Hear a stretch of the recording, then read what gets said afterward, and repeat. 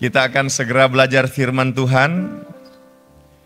Tadi pagi saya mengajak jemaat Tuhan untuk melanjutkan firman Tuhan yang disampaikan pada tanggal 21 April. Tentang bagaimana kita sebagai anak-anak Tuhan menyadari dan menyikapi situasi di akhir zaman. Alkitab mengatakan bahwa akhir zaman akan datang masa yang sukar. Dalam 2 Timotius 3 ayat 1 dengan jelas dikatakan bahwa pada hari-hari terakhir akan datang masa yang sukar. Masa yang sukar ini adalah masa yang berbahaya. Berbahaya bagi apa? Bagi iman kita. Sebab masa yang sukar ini bisa kalau tidak hati-hati, kalau tidak menyikapi dengan benar, tidak bersikap dengan benar, masa ini bisa membawa manusia pada situasi yang kehilangan iman.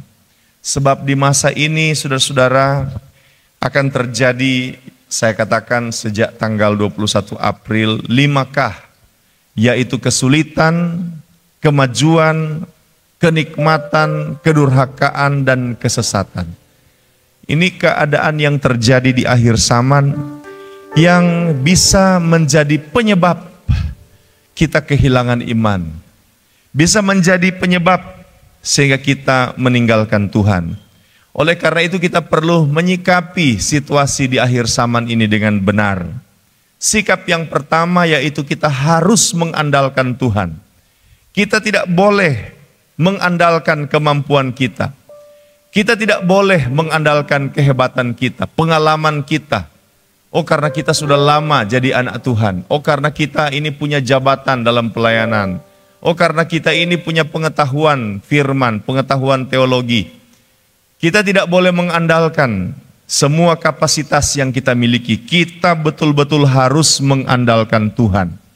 Dan hal yang kedua, tadi pagi kita sudah belajar, yaitu kita harus melakukan firman Tuhan. Dalam kitab Injil Matius pasal 7 ayat 24 sampai 28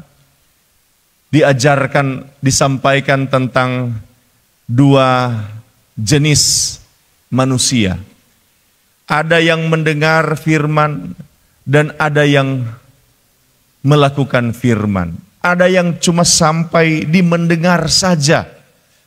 Ada yang sampai di melakukan, jadi mendengar plus melakukan. Nah, orang yang mendengar firman saja, Alkitab berkata itu orang bodoh. Meskipun sulit, melakukan firman Allah itu sulit. Orang mau datang kepada Tuhan Yesus, mau mengikuti Yesus, Tuhan Yesus katakan, yang mau ikut aku, ia harus menyangkal diri, memikul salib, dan mengikut aku. Ternyata mengikuti Yesus itu harus memikul salib. Tidak mungkin dia bisa ikut Yesus kalau tidak pikul salib. Dan ternyata orang yang mau pikul salib itu ia harus menyangkal diri. Tidak mungkin dia mau pikul salib kalau dia tidak menyangkal diri. Dengan kata lain, mau ikut Tuhan Yesus, mau lakukan firman Allah itu tidak mudah. Tidak mudah. Ada kesulitan yang harus dia hadapi, dan dia harus punya sikap mental bahwa dia akan berjuang meskipun sulit. Karena memang upah kita besar, sorga. Haleluya. Orang kalau tidak mengerti pengharapan di dalam Tuhan, sudah sulit, apa gunanya saya mau ikut Tuhan. Tapi kalau orang tahu pengharapannya itu luar biasa, Rasul Paulus berdoa supaya anak-anak Tuhan di Efesus mengerti pengharapan apa yang Tuhan siapkan bagi orang yang mau ikuti Yesus. Sehingga orang yang tahu pengharapan di dalam Tuhan, dia mau berjuang meskipun sulit lakukan firman, dia berjuang. Karena dia tahu ada pengharapan yang luar biasa. Haleluya, puji Tuhan. Dia akan berjuang menghadapi kesulitan. Nah, saudara-saudara, pada sore hari ini, saya ingin share kepada kita semua tentang berbagai kesulitan yang kita akan hadapi ketika melakukan firman. Supaya dengan pemahaman ini, Bapak Ibu Saudara sekalian, kita setidaknya tahu, oh ini kesulitannya. Sehingga dengan pertolongan Roh Kudus, kita akan berjuang untuk menghadapi atau 3 sumber. Kumpulkan perak sebanyak itu. Ini alasannya, ayat 26. Sebeka seorang, yaitu setengah sikal, ditimbang menurut sikal kudus untuk setiap orang yang termasuk orang-orang yang terdaftar, yang berumur 20 tahun ke atas, sejumlah 603.550 orang. Orang Israel ketika mereka dalam perjalanan ke tanah Kanaan, ini perjalanan yang tidak mudah, medannya saja sulit. Padang gurun, iya kan medannya. Cari air saja sulit. Makan saja sulit. Orang Israel kan banyak kali mengeluh. Bersungut-sungut karena kesulitan air. Makanan. Ini dari mana ini? Sedangkan asrama 100 orang saudara-saudara. Asitoh kelimpungan untuk menyiapkan makanan. Apalagi 603.550 laki-laki dewasa, belum termasuk wanita anak-anak. Kemungkinan besar jumlah mereka di atas 3 juta. 3 juta jiwa. Di padang gurun. Kesulitan makanan, kesulitan air, kesulitan medan. Tetapi di tengah-tengah situasi begitu, saudara-saudara, Tuhan perintahkan bikin tabernakel. Mereka harus memberi persembahan khusus, emas.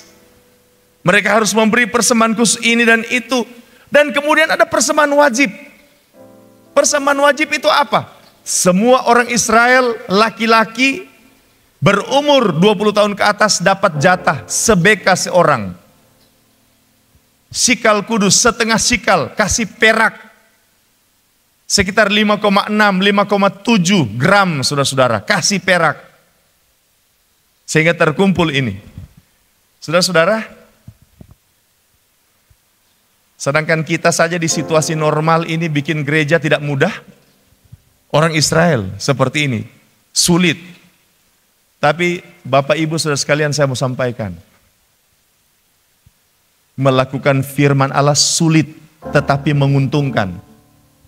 Apa dasarnya saya katakan demikian? Sebab Alkitab mengatakan seperti ini dan keadaan dunia membuktikan firman Allah. Israel itu negara yang sangat kuat ekonominya.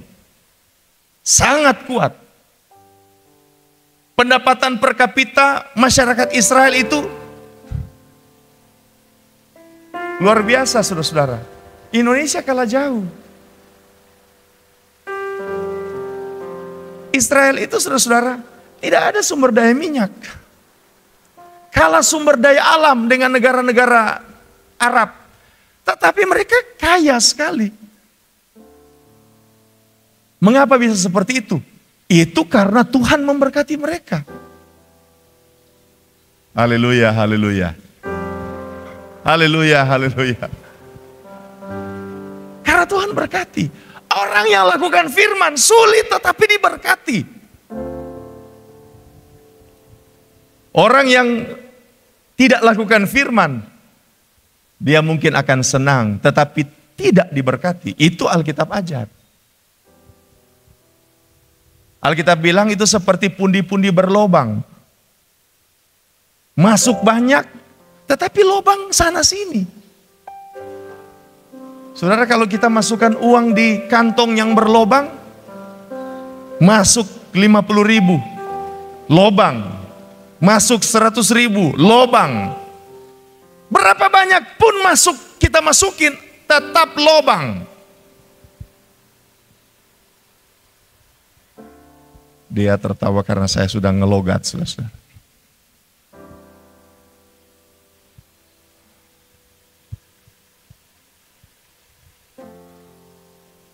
Ini lakukan firman itu aneh. Sulit. Tetapi untung.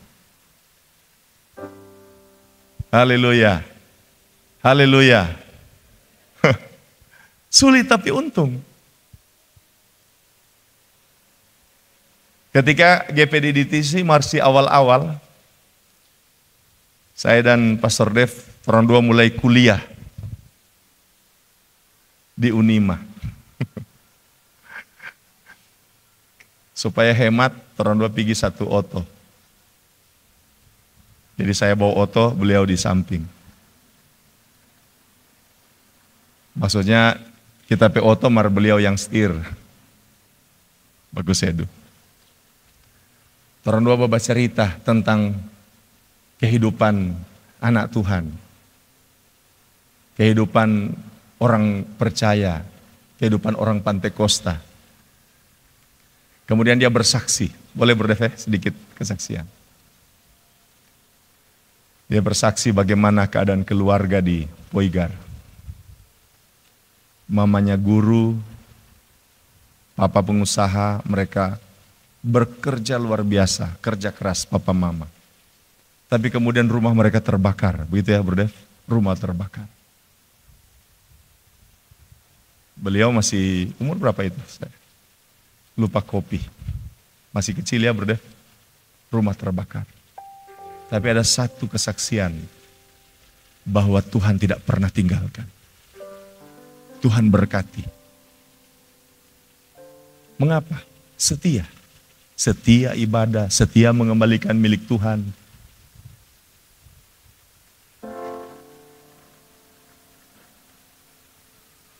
Melakukan firman Tuhan, saudara-saudara, sulit tetapi untung, sulit. Setan tidak mau anak-anak Tuhan diberkati. Setan tidak mau rumah tangga anak-anak Tuhan penuh damai. Setan tidak mau anak-anak Tuhan itu semakin hari semakin maju. Tidak mau dia.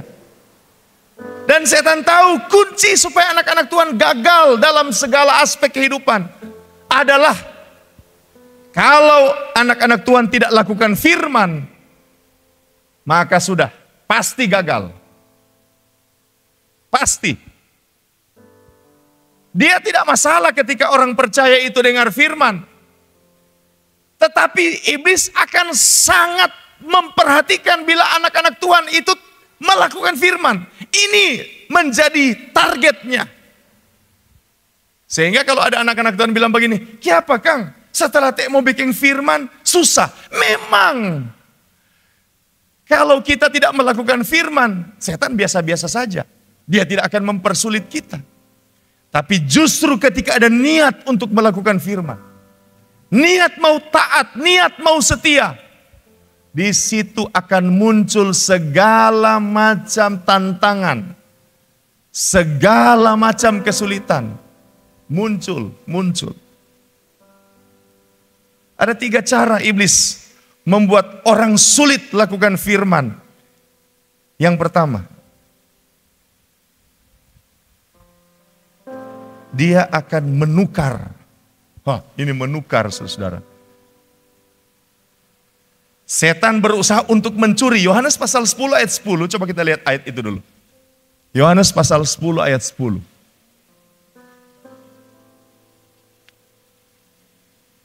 Kita baca sama-sama. 2, 3. Bagian A.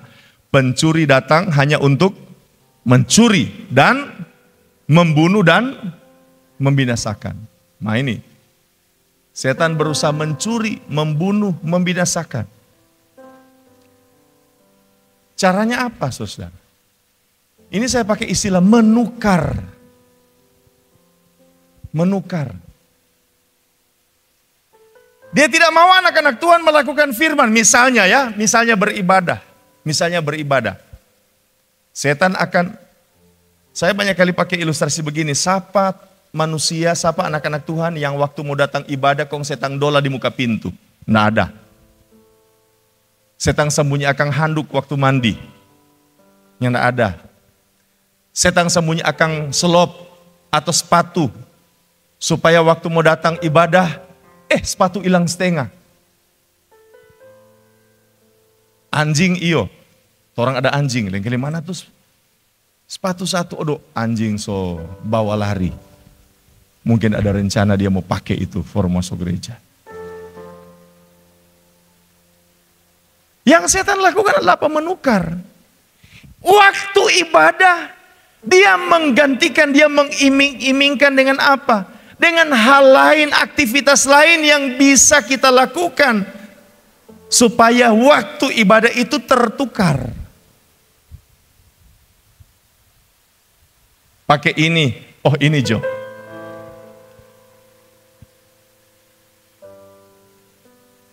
Anak-anak muda bisa saja iblis gunakan begini. Waktu mau doa. Ini ada mahasiswa misalnya, bedstone pagi. Supaya bedstone pagi itu fly. Mengantuk saudara-saudara. Iblis boleh bikin begini. Malam, saudara banyak aktivitas, lihat medsos misalnya. Sampai akhirnya kelelahan. Dan pagi-pagi, Tuhan yang memberi, Tuhan yang mengambil.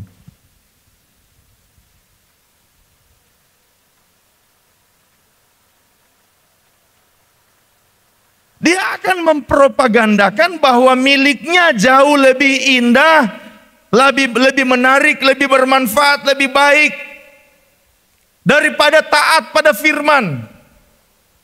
Iblis akan mempropaganda bahwa makan buah pohon pengetahuan baik dan jahat lebih baik daripada makan buah pohon kehidupan.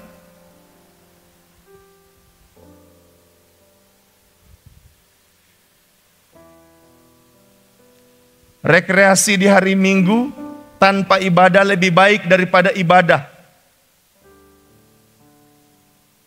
Saya menganjurkan jemaat hari Minggu digunakan untuk rest,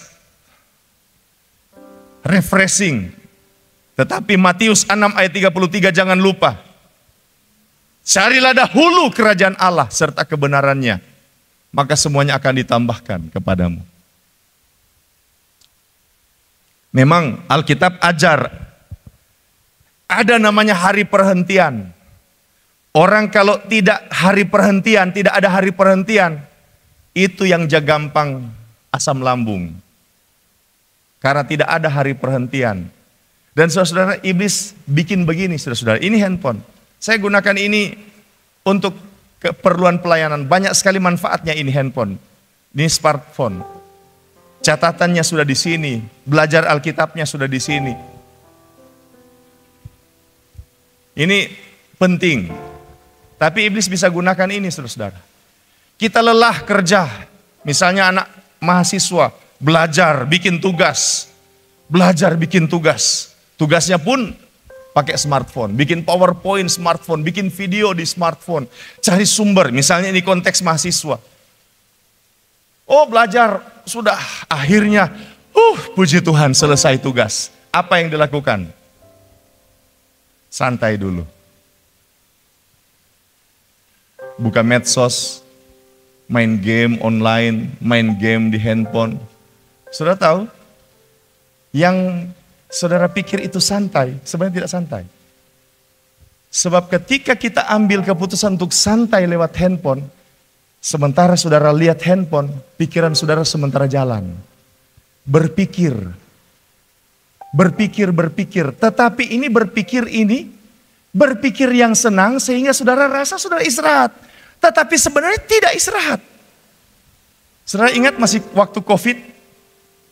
Waktu COVID itu saudara-saudara, ini orang sudah mau mati ini. Saturasinya tinggal 60%. Tetapi ada kamuflase di otak. Kamuflase di otak, sehingga biasanya orang kalau misalnya normal, otaknya normal, kalau saturasinya sudah sangat rendah, dia akan kesulitan bernafas, dia akan panik dan sebagainya, sehingga membuat kepanikannya ini, membuat dia cari bagaimana supaya bisa menghirup oksigen. Tetapi, waktu zaman COVID manipulasi otak, sampai sudah 60% saturasinya, dia masih bahagia. Dia masih senyum-senyum, 60%, 50%, 40%. Tuhan yang memberi, Tuhan yang mengambil. Manipulasi otak. Saya belum pernah membaca sebuah penelitian pengaruh secara langsung media sosial, internet, orang yang membuka internet terhadap gejala asam lambung dan sebagainya. Saya belum membaca ya, apakah ada atau tidak saya belum membaca.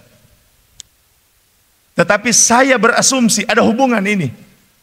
Mengapa orang semakin banyak pengguna smartphone sekarang, semakin banyak pengguna internet, kasus asam lambung makin tinggi? Saya berpikir begini, berasumsi begini. Orang, ini asumsi saya berdasarkan beberapa informasi ilmiah, saudara-saudara.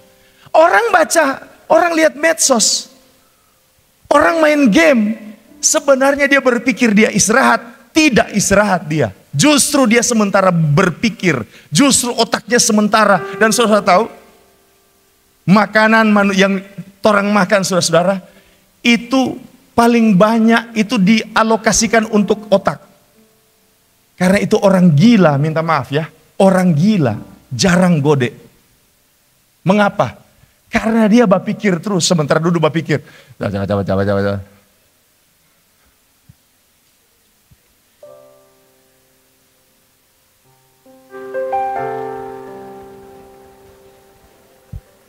Jangan saudara maknai yang salah ya. Haleluya, puji Tuhan. Ini sudah ada makna-makna yang keliru ini. Makanan paling banyak ke otak. Nah, banyak orang istirahat di medsos, istirahat di medsos. Media sosial. Dan orang anggap kalau misalnya ada khotbah-khotbah yang berkaitan dengan itu, orang tetap ini pendeta ini kurang pergaulan, ini pendeta ini nyandak gaul. Mereka kenyataan banyak orang mati gara-gara asam lambung. Kasus meninggalnya anak-anak muda akibat asam lambung banyak sekali. Saya katakan kepada beberapa orang, stop handphone dulu. Kalau mau suka hidup, stop.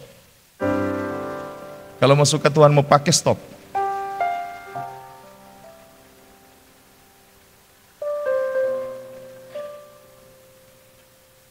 Ini iblis tukar. Ini lebih menarik daripada ini. Buah pohon pengetahuan baik dan jahat lebih menarik daripada buah pohon kehidupan. Iblis tukar. Saya minta tolong Brunaldi datang.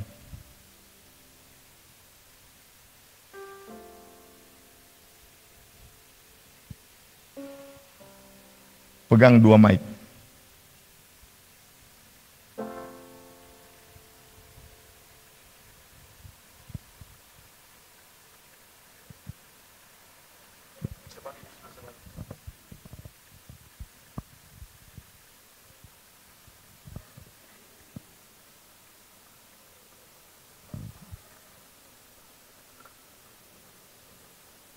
Apa yang saya akan berikan kepada Brunaldi paling terakhir harus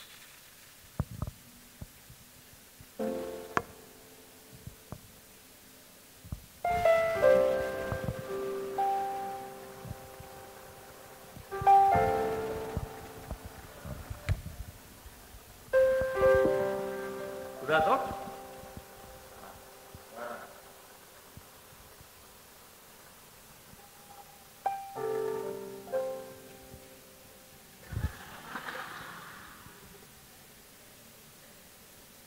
Saya minta Brunaldi akan pegang batu ini. Bagaimana caranya? Ada akal saya toh? Saya minta Brunaldi pegang batu. Pegang, prioritasnya pegang batu. Bagaimana caranya? Nggak usah bilang, backing. Pegang. Bagaimana cara Brunaldi akan pegang batu? Lepas ya.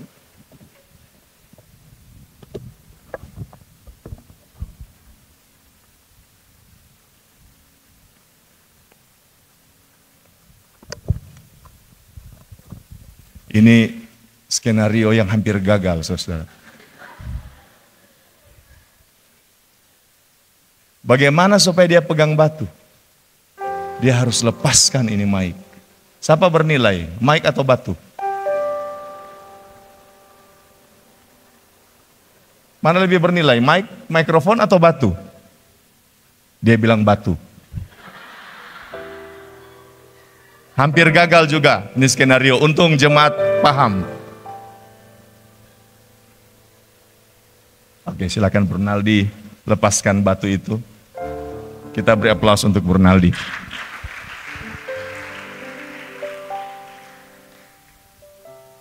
Ini yang iblis lakukan.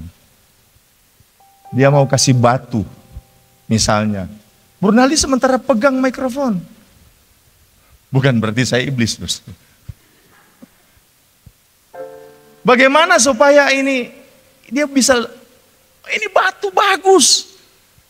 Ini batu ini ada kandungan emasnya. Ini batu ini, mahal sekali kalau mau jual. Dia akan kasih propaganda, dia akan, memang bagus sekali ini batu ini. Sehingga Bernaldi, mau ambilnya enggak? Mar, mau ambil. Masih sementara ada pegang-pegang itu, Mai.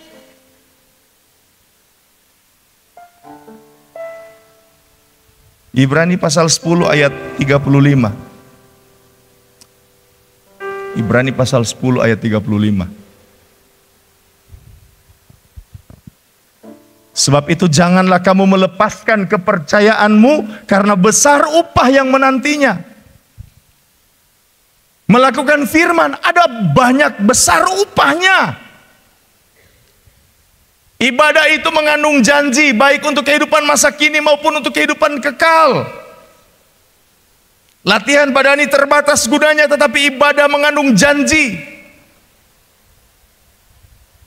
Ada sampai digubah lagu ya, berbakti soal utama.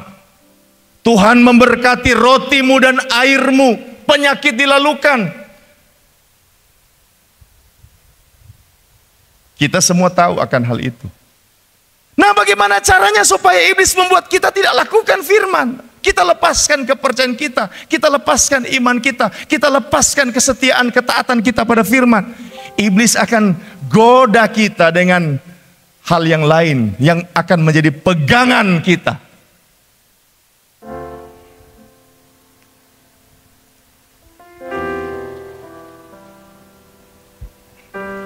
Kalau saudara punya emas, saya punya cincin emas. Ini cincin pernikahan. Saya kurang tahu berapa gram ini. Mungkin sekitar 5, 6, 7. Ya, sekitar itu saudara-saudara. Jadi kalaupun dia 6 gram, sekarang berapa emas? 800.000, ya? Berarti 800.000 kali 6, 4.800.000. Ini cincin pernikahan. Saya mau tanya kepada Bapak Ibu saya sekalian. Kalau orang mau bayar cincin saya 5 juta, saya mau kasih? Harga cincin ini 4.800.000 misalnya. Orang mau bayar 5 juta.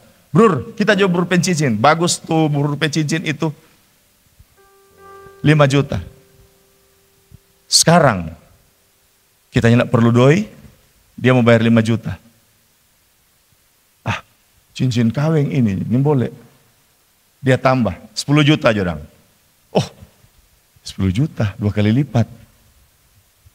Cincin kawin ini 10 juta, memang lebih besar DP nominal dari cincin ini harga emas. Tetapi ini cincin kawin. DP nilai historis, DP nilai di cincin ini mahal sekali. Dia tambah 100 juta. Kita rasa saudara-saudara mulai jaga bagra ini hati. 100 juta. Belum tak berpikir lebih. Begini Jo. Nyanak mau lama 1 M. Halo Ma. Ada orang mau bayar cincin kawin 1 M. Kasih Jo ya, nanti beli cincin baru Pak Mama.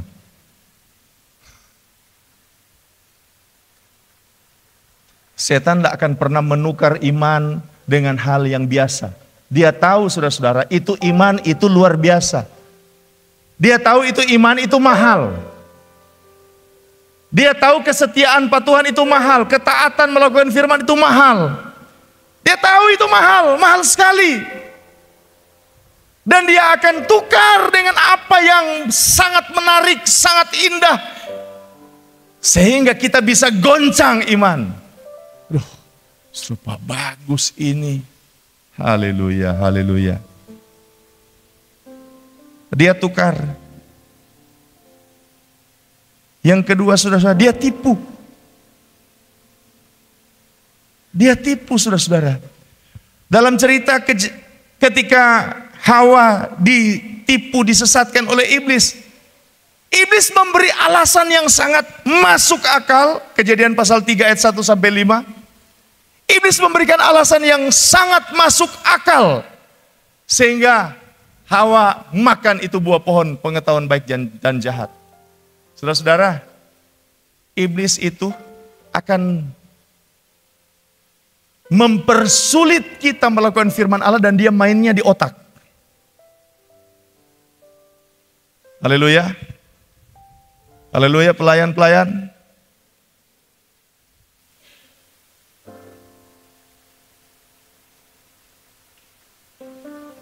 Dia akan mainnya di otak.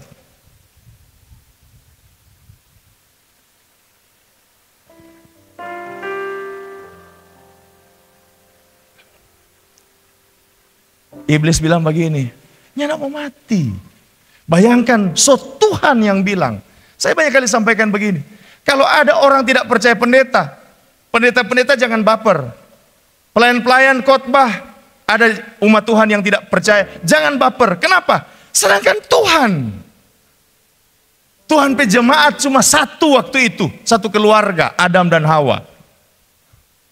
Bayangkan, iblis boleh mau pengaruhi bagaimana rupa, dia boleh tipu sesatkan, supaya akhirnya saudara-saudara, Adam dan Hawa bisa tidak percaya dengan Tuhan. Dia mainnya logika, dia mainnya di otak. Dia kasih alibi, kasih alasan, kasih logika, pertimbangan-pertimbangan logis. Ini otak ini adalah berkat istimewa Tuhan bagi orang manusia.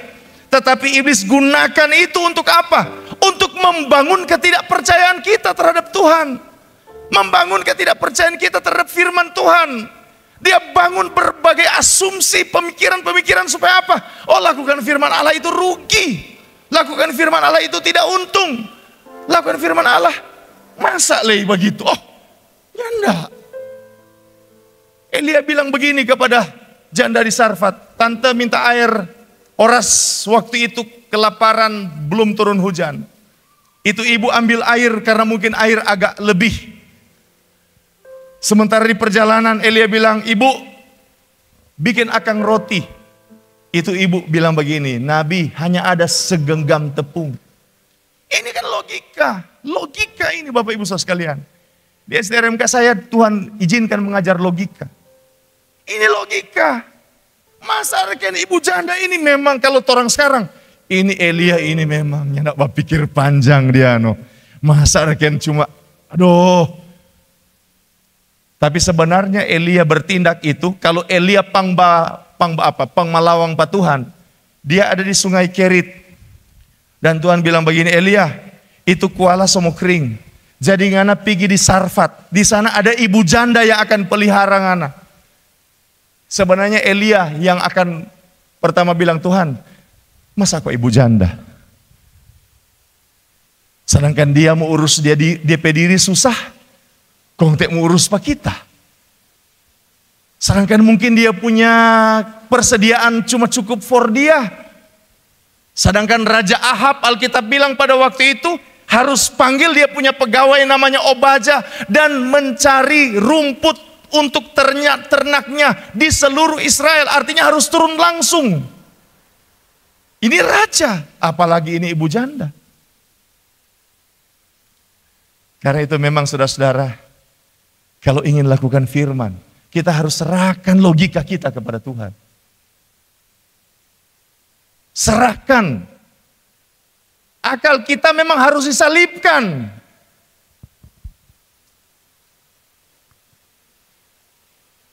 Haleluya, haleluya. Iblis memberi alasan. Iblis bisa berbisik di telinga orang-orang percaya, mempengaruhi, menyesatkan. Yohanes pasal 13 ayat 2.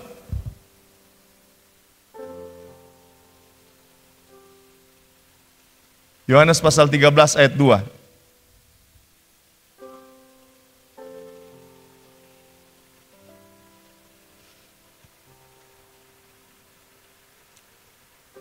Mereka sedang makan bersama.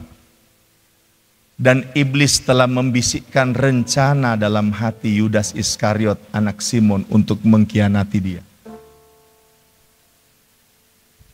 Kita perlu hati-hati. Ini Yudas ini bukan orang kafir. Ini Yudas ini salah satu murid Yesus. Sekarang saja kita melihat Yudas sebagai orang jahat. Mengapa saudara-saudara? Karena dia mengkhianati Yesus. Tetapi pada zaman Yesus, Yudas ini adalah salah satu murid yang punya kedudukan, punya reputasi yang luar biasa. Mengapa? Dia kepercayaan, dia pegang kas. Dia bendahara. Bendahara itu orang kepercayaan.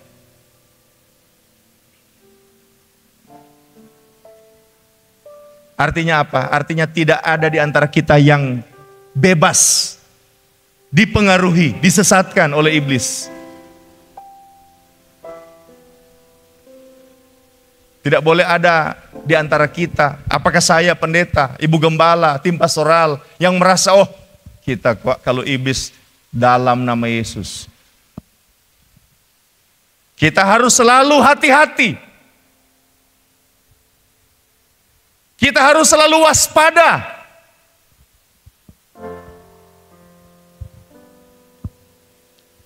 Iblis, dia menukar, dia menipu atau menyesatkan. Dan dia memanfaatkan kelengahan kita.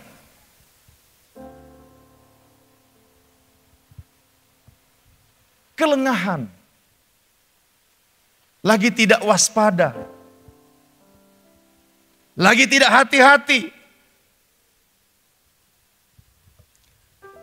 Lagi tidak siap. Nah, ini harus hati-hati. Jadi ini kombinasi gerakan iblis. Pertama dia tukar, dia tipu, dan dia manfaatkan kelengahan kita.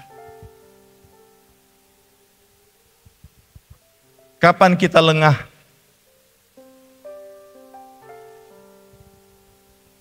Orang lengah itu saat tidur.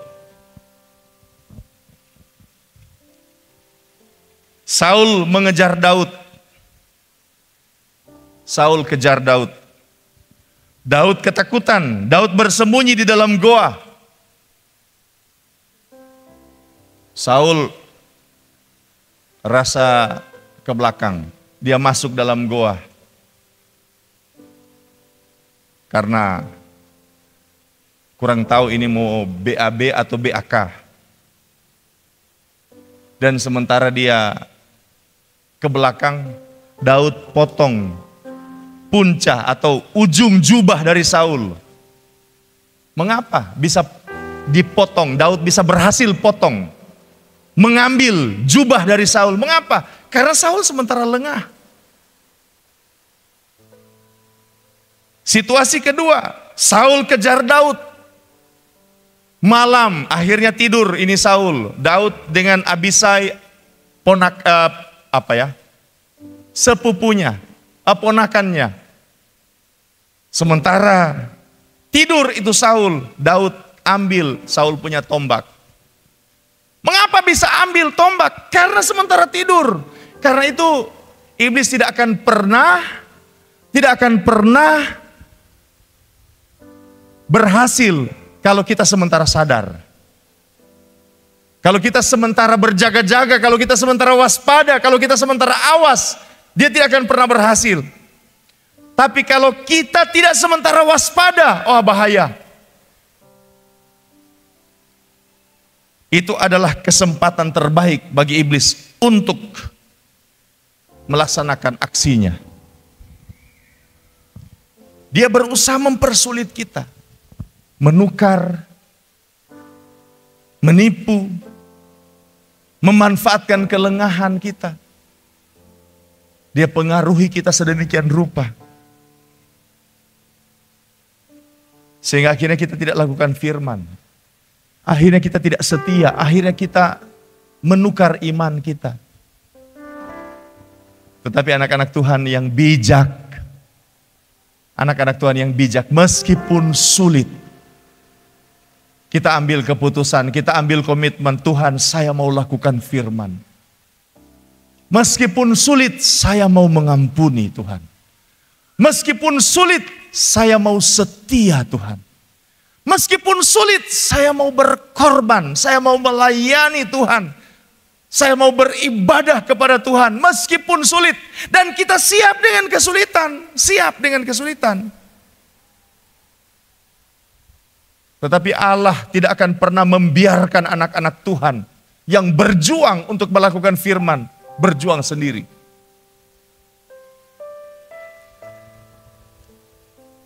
Khotbah-khotbah di mimbar Kristen, kalau tidak hati-hati, kita akan cenderung menggampangkan firman Tuhan. Saya berpikir begini, Tuhan tolong kami gembala-gembala, pendeta-pendeta. Jangan sampai kami terperangkap dengan tipu muslihat iblis. Kami sampaikan firman Allah, menggampangkan firman, dan akhirnya apa? Akhirnya anak Tuhan kecewa. Ketika menghadapi kesulitan, ketika menghadapi tantangan. Hamba-hamba Tuhan harus berani bicara tentang kesulitan. Tetapi ada keindahan, ada kemuliaan ketika kita berjuang dalam ketaatan melakukan firman. Ketika kita berjuang, meskipun di tengah-tengah kesulitan, kita berjuang untuk melakukan firman.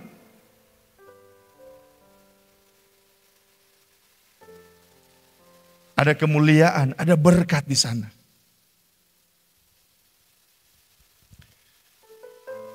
Tuhan tidak pernah tinggalkan. Bagi siapa? Bagi orang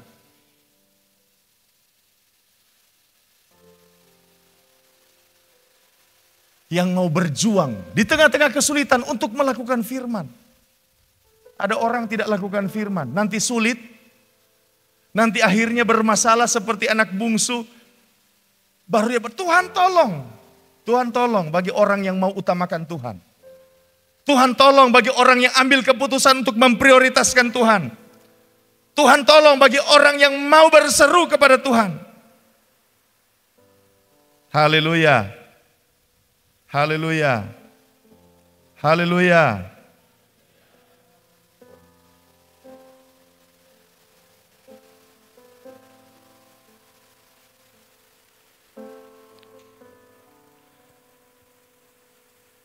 Malam hari ini hanya di faktor pertama yang diuraikan lewat firman. Kita ambil keputusan meskipun sulit. Iblis mencoba untuk dengan segala macam triknya. Tapi saya akan tetap ambil komitmen. Saya mau setia lakukan firman.